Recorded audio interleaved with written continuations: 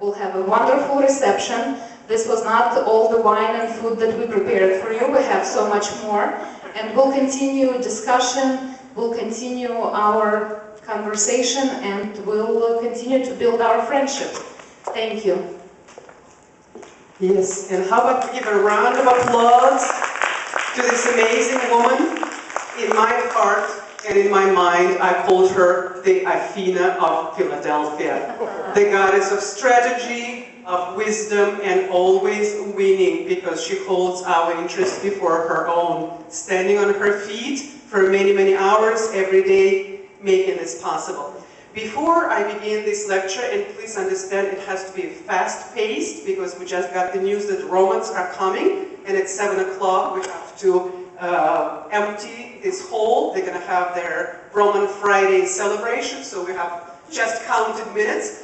For the lecture, it'll be a little bit fast-paced, but still I have to introduce myself a little bit, not because I think so highly about myself, but because you need to understand where I'm coming from, okay?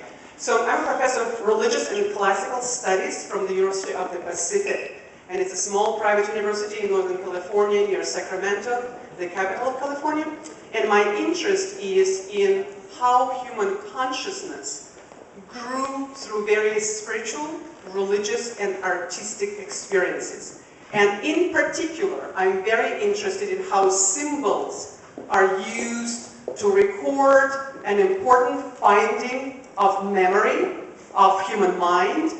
I became interested in that when I went to Australia in 2005, in the Kakadu National Forest, in the middle of nothing, where none of us will ever survive. There are occupational rocks, and on those rocks, there are already primitive triangles, circles, rope-like designs, and spirals.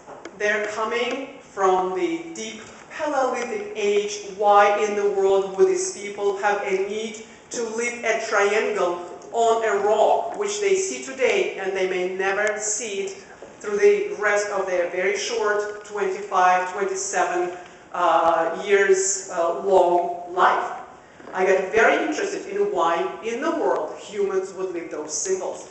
And then, because my main field is Buddhism, Taoism, Confucianism, Shintoism, and in all these religions, dreams play an important role in raising our understanding of the world, in recording in our unconscious memories, our experiences. I started studying the symbolism in the dreams, and I have an article published in the Journal of Russian Thought on the symbols that appear in our dreams. There's another article that's coming in the Dream Time, the Journal of the International Association for the Dream Analysis.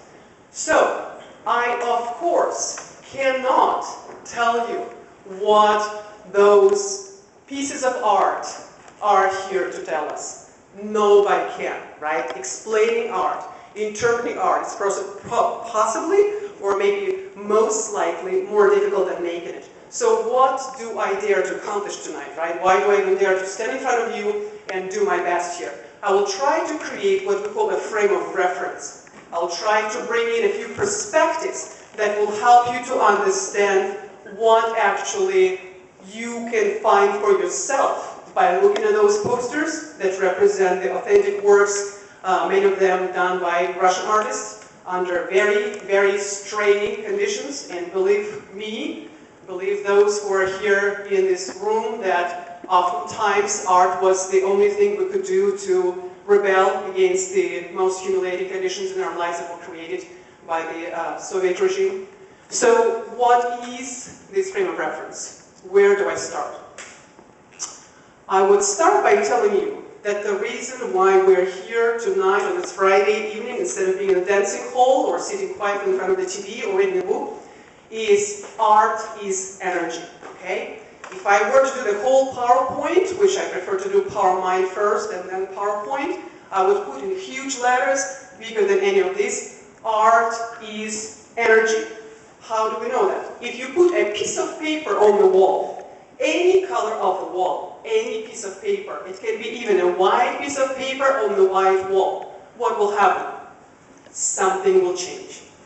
Something will change in your energy and in the energy of the room. And everyone who will walk into the room will say, what the F are you doing having a piece of paper on the white wall? Right? We had those duplex squares. We had those little pieces of wire on the white wall, painted white, right? You all know what I'm talking about. Okay, so if art is energy, okay? Energy cannot be bad or good, okay? Do you understand? Therefore, there is no such judgment, oh, bad art, good art. If it's art, it moves you. One way or another. It moves you to hate, it moves you to be irritated, it moves you, I want to call this artist and tell them, stop doing that, right? Because energy can be high or low. Energy can be fast or slow. And depending on who you are, you want slow energy. If you are vibrating really fast, if you're restless, if you're fire, you want water-like energy, wave-like movements. Or if you're very slow, if you're already like water, like waves, then you want tsunami in your art. Okay, good. You convinced me. Haven't I a little bit?